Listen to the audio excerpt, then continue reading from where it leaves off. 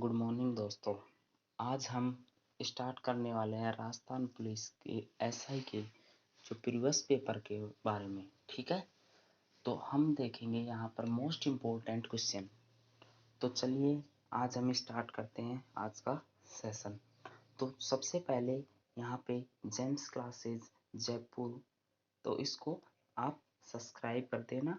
ठीक है, और लाइक करना, कमेंट करना और शेयर करना। ठीक है, तो इसके बारे में जैसे ही हम आगे चलते हैं, एसआई का एग्जाम 2016 जो क्या था प्रीवियस पेपर, तो उसके बारे में हम पढ़ेंगे, जिसमें यह पेपर ओरिजिनल पेपर है।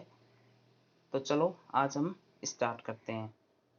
तो देखते हैं पहला क्वेश्चन। चौहान राजवंश के निम्नलिखित शासकों को कालानुक्रम व्यवस्थित कीजिए। तो इसमें हमको चौहान शासकों को बारे में इसको काल अनुक्रम में व्यवस्थित करना है। तो चलिए हम करते हैं। इसमें पहले कौन सा है? पृथ्वीराज।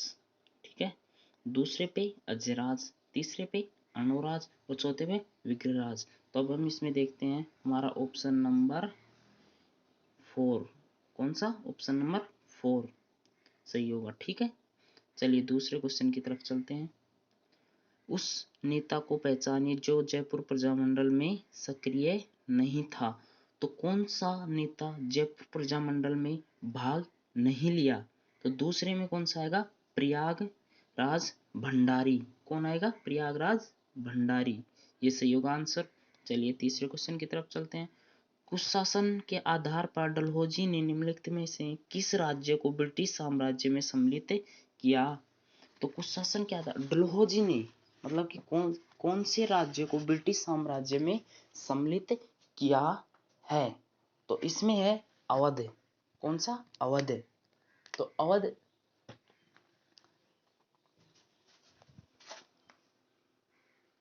इसमें अवध। चलिए नेक्स्ट क्वेश्चन की तरफ चलते हैं। निम्नलिखित में से कौन सा सुमेलित नहीं है? तो थेवा कला प्रतापगढ़ की है, मीनाकारी जयपुर की है, सही है। तीसरा अजरक प्रिंट, अजरक प्रिंट कहाँ की है? बाड़मेर की। ठीक है। चौथा टेराकोटा शिल्प मोलेला का। तो इसमें अजरक प्रिंट कहाँ की है? बाड़मेर की। तो ये सांगानेर, ये गलत होगा। तो आंसर नंबर 3। ठीक है, नंबर 5 की तरफ चलते हैं। सूची फर्स्ट और सूची सेकंड को मिलान करना है यहाँ पे और सही उत्तर देना है। ठीक है, तो यहाँ पर एक तरफ लेखक है, इस एक तरफ पुस्तक है। तो हम देखते हैं कि पहला लेखक कर्णिदान, ठीक है, दूसरा श्यामल दास, तीसरा मोहनोत नैन्सी और सूर्यमल मिश्रण। ठीक है, तो अब हम इसमें देखते हैं कि ए पे कर्णिदान, तो इसका कौन सी पुस्तक होगी? सूर्य प्रकाश। बी पे श्यामल दास की वीर विनोद। मोहनोत नैन्सी मारवाड़ा परगना। सूर्यमल मिश्रण इसकी वंश भास्कर। तो ऑप्शन नंबर ए फर्स्ट। ठीक है, तो चलिए हम आगे चलते हैं नंबर 5 की तरफ, 6 की तरफ।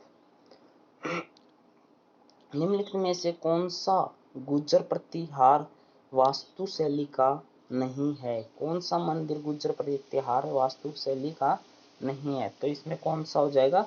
चार चौमा का शिव मंदिर, चार चौमा का शिव मंदिर। तो चलिए नेक्स्ट क्वेश्चन 7 नंबर। नृत्य शैली जो ग्रास्य जनजाति से संबंधित नहीं है, ग्रास्य जनजाति से कौन सी नृत्य शैली मतलब कि जो ग्रास्य जनजाति से संबंधित नहीं है? तो यहाँ पे हो जाएगा क्या? यहाँ पे हो जाएगा गौरी। कौन सा हो जाएगा? गौरी। 8वें क्वेश्चन की तरफ चलते हैं।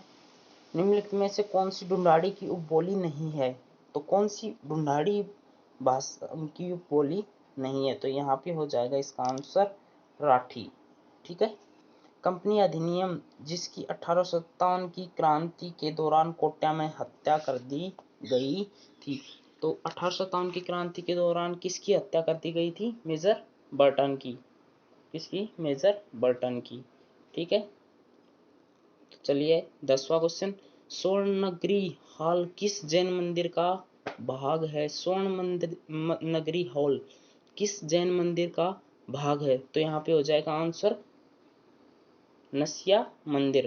ठीक है, नसिया मंदिर अजमेर में। चलिए 11वें क्वेश्चन की तरफ चलते हैं। एक तरफ कैलेंडर दिए हैं और दूसरी तरफ इसके वर्ष दिए हैं, ये कब स्टार्ट हुए थे, प्रारंभिक वर्ष। तो चलिए ए शक संवत, शक संवत कब आया था, तो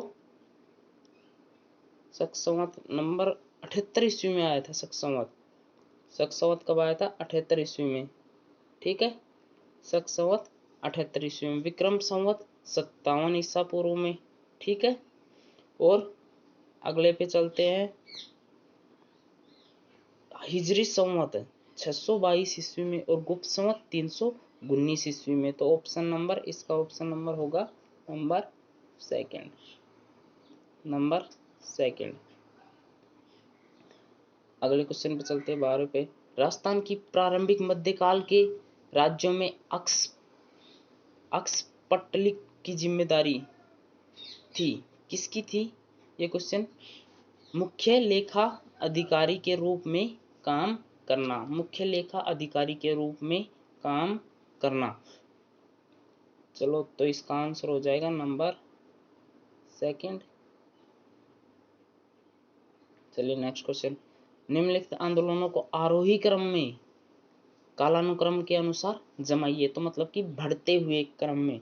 तो सबसे पहले कौन सा आंदोलन था इसमें, होम रूल आंदोलन। दूसरे नंबर पर खिलाफत आंदोलन, तीसरे पे सविनय अवज्ञा आंदोलन और चौथे नंबर पर 1942 में भारत छोड़ो आंदोलन। तो इसका सही आंसर हो जाएगा ए, सी, बी और D, option number 4, option number 4, ठीक है। मुगल काल में लीलावती पुस्तक का फारसी भाषा में अनुवाद किसने किया था, लीलावती पुस्तक का फारसी अनुवाद किसने किया था, अबुल फैजी ने। मुगलों में से वैवाहिक संबंध करने वाला प्रथम राजपूत राज परिवार कौन सा था, कौन सा था सबसे पहले मुगलों के साथ किसने किया था, भारमल, याद आया, भारमल ने किया था। तो 15वां क्वेश्चन का आंसर कछवाहा वंश। कोप 23वां कॉन्फ्रेंस ऑफ पार्टी आयोजित की गई थी, तो कहाँ पे की गई थी ये, 16 का आंसर बोन, बोन में की गई थी, ठीक है। 17वां बोरट का पठार, यह अवस्थित है, बोरट का पठार कहाँ अवस्थित है, उदयपुर के उत्तर पश्चिम में कुंभलगढ़ से गोगुंदा तक। ओके, अगले क्वेश्चन की तरफ चलते हैं। 18वां क्वेश्चन, जैव विविधता हॉटस्पॉट सेक्युलेंट कारू अवस्थित है, सेक्युलेंट कारू कहाँ अवस्थित है, 18वें का ऑप्शन नंबर 4, अफ्रीका में। तो दोस्तों हमारे चैनल को सब्सक्राइब करिए अच्छे से अच्छे वीडियो देखने के लिए, और मोस्ट इम्पोर्टेंट क्वेश्चन है ये दोबारा भी रिपीट हो सकते हैं आगामी परीक्षाओं में। तो चलिए 19वें क्वेश्चन की तरफ चलते हैं। 2011 की जनगणना के अनुसार निम्नलिखित में से किन जिलों के समूह में सबसे कम महिला साक्षरता दर अंकित किया गया है, तो किन जिलों में साक्षरता दर कम अंकित किया गया है। तो 19वें का आंसर होगा जैसलमेर, सिरोही, जालोर और बाड़मेर। तो इन जिलों में नंबर 3, इन जिलों में किया गया है सबसे कम साक्षरता दर का अंकन, ठीक है। 20वां क्वेश्चन पे चलते हैं। उर्सपल्लता दर्रा किसके मध्य स्थित है, उर्सपल्लता दर्रा किसके मध्य स्थित है, यह है चिली और अर्जेंटीना के मध्य, किसके मध्य है, चिली और अर्जेंटीना के मध्य, ठीक है, चिली और अर्जेंटीना के मध्य। चलिए नेक्स्ट क्वेश्चन की तरफ चलते हैं। राजस्थान में लौटते मानसून की ऋतु है, राजस्थान में लौटते मानसून की ऋतु कौन सी है, तो अक्टूबर से दिसंबर, अक्टूबर से दिसंबर लौटते हुए मानसून की ऋतु है, ठीक है। अगला क्वेश्चन पे चलते हैं 22वां। फॉरेस्ट सर्वे ऑफ इंडिया द्वारा जारी स्टेट ऑफ फॉरेस्ट रिपोर्ट 2017 के अनुसार राजस्थान का कुल वन क्षेत्र कितना था। अब ये प्रश्न 2017 की करंट अफेयर से रिलेटेड है, तो अब इसमें चलो देखते हैं लेकिन अब ये आएगा 2019 वाली रिपोर्ट आ गई है, 16वीं रिपोर्ट, तो अब ये उसके अनुसार हो गई, तो प्रश्न भी उसके अनुसार आएंगे। ठीक है, तो इसका आंसर हो जाएगा ऑप्शन नंबर 2, 9.57%। कौन सा तट भारत के पश्चिमी तट का भाग नहीं है? कौन सा तट भारत के पश्चिमी तट का भाग नहीं है? कौन सा नहीं है पश्चिमी तट में? काठियावाड़ तट भी है, कोंकण तट भी है, मालाबार तट भी है, तो कौन सा नहीं है? कोरोमंडल तट। निम्नलिखित में से कौन सा लोहा इस्पात उद्योग हिंदुस्तान स्टील लिमिटेड से शासित नहीं है? कौन सा लोहा उद्योग? तो 24वें का आंसर होगा नंबर 3, कुल्टी। सेलवास का अर्थ क्या अर्थ है? सेलवास का क्या अर्थ है? तो 25वें क्वेश्चन का सेलवास में अर्थ है, इसका ऑप्शन नंबर हो जाएगा फर्स्ट, सघन भूमध्य रेखीय वन अथवा वर्षा वन। तो इस 25वें का आंसर हो जाएगा फर्स्ट, फर्स्ट हो जाएगा। ठीक है, फर्स्ट। चलिए हम 26वें की तरफ चलते हैं। नेपाल हिमालय किसके मध्य में अवस्थित है? नेपाल हिमालय, ठीक है, किसके मध्य अवस्थित है? तो यह है काली और तीस्ता के मध्य। ठीक है, तो यहाँ पे हम देखते हैं कि यहाँ पे हम देखेंगे कि यहाँ से ये जो है नदी दोआब क्षेत्र है, तो यहाँ पे है कौन सी? सिंधु नदी। कौन सी है? सिंधु। यहाँ पे सिंधु, व्यास, काली और तीस्ता। तो ये कौन? तीस्ता, और आगे ब्रह्मपुत्र हो जाएगी। ठीक है, यहाँ पे ब्रह्मपुत्र हो जाएगी। ठीक है, यहाँ पे ब्रह्मपुत्र हो जाएगी। तो सिंधु और व्यास के मध्य का कौन सा क्षेत्र आता है? पंजाब हिमालय। जबकि व्यास और काली के मध्य कौन सा आता है? ये पंजाब हिमालय। यहाँ पे कुमाऊं हिमालय आता है, यहाँ पे पंजाब हिमालय आता है। जबकि काली और तीस्ता के मध्य कौन सा आता है? तो यहाँ पे पूछा भी क्या है? काली और तीस्ता के मध्य नेपाल हिमालय आता है, जबकि तीस्ता और ब्रह्मपुत्र के मध्य। चलिए नेक्स्ट क्वेश्चन की तरफ चलते हैं। 27वें में, भारत में पाया जाने वाला अधिकांश लोहा धातु किस किस्म का है? भारत में पाया जाने वाला अधिकांश लोहा किस किस्म का है? हेमेटाइट किस्म का। ये सारी लोहे की किस्में हैं। ठीक है, तो यहाँ पे हो जाएगा ऑप्शन नंबर फर्स्ट। 28वें का, निम्नलिखित में से कौन सा राज्य 2016 और 2017 में कॉफी का सबसे बड़ा उत्पादक था? तो कौन सा राज्य था सबसे बड़ा उत्पादक? हम देखते हैं कॉफी कहाँ पे होती है सबसे ज्यादा? कर्नाटक में। ठीक है, 29वें क्वेश्चन, रूर औद्योगिक प्रदेश अवस्थित है। रूर औद्योगिक प्रदेश कहाँ अवस्थित है? 29वें में यह है जर्मनी में।